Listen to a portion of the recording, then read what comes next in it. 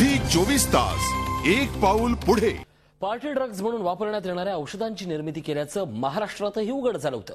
या औषधांची परदेशात तस्करी केली जाते आणि त्यातून होणारी कमाई ही डोळे पांढरी करणारी आहे। काही महिन्यापूर्वीच सांगलीत असाच एक प्रकार उघडकीस आला होता। अफू, गांजा, चरस, हेरोइन, ब्राउन शुगर या अंमली पदार्थांच्या विक्रीवर बंदी असली तरी चोरी छुपे याची जगभर विक्री केली जाते। पण आता केवळ याच अंमली पदार्थाचा वापर हा नशेसाठी केला जातोय असं नाही, तर अंमली पदार्थाच्या तस्करांनी काही औषधांचीही नशेसाठी विक्री सुरू केली आहे। केटामाइन हे त्यापैकीच एक आहे। भूल देण्यासाठी वापरण्यात येणारे हे औषध नशेसाठी वापरलं जातं। महाराष्ट्रातील काही औषध उत्पादन करणाऱ्या कंपन्यांमध्ये अशा प्रकारच्या पार्टी ड्रग्जची चोरी छुपे निर्मिती केली जात असल्याचं यापूर्वीच उघड झालंय।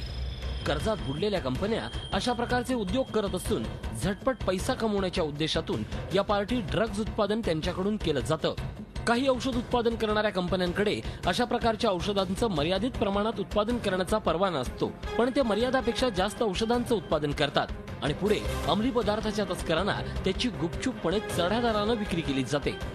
इस तरह का काम करने वाले बहुत ही कम लोग हैं और अगर यह कर रहे हैं तो हमारे एसोसिएशन के लोगों ने हमारे एसोसिएशन की ओर से इसको कंडेम किया गया है और हम इसको अच्छा नहीं मानते।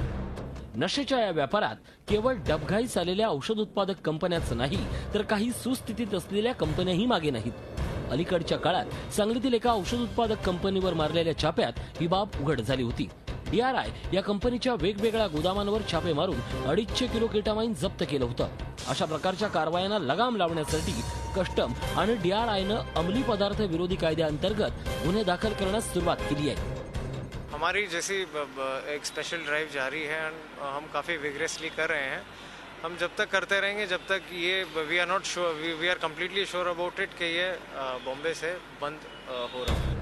औषध निर्मितीच्या नावाखाली केटामाइन सारख्या औषधांची निर्मिती करून डबघाईला आलेल्या कंपनीचा डोलारा सांभाळण्याचा प्रयत्न काही कंपन्यांकडून केला गेला असून त्यापैकी काही प्रकरणं उघडकीस झाली आहेत, पण अद्यापही चोरी छुपे। अजीव रंजन, मुंबई।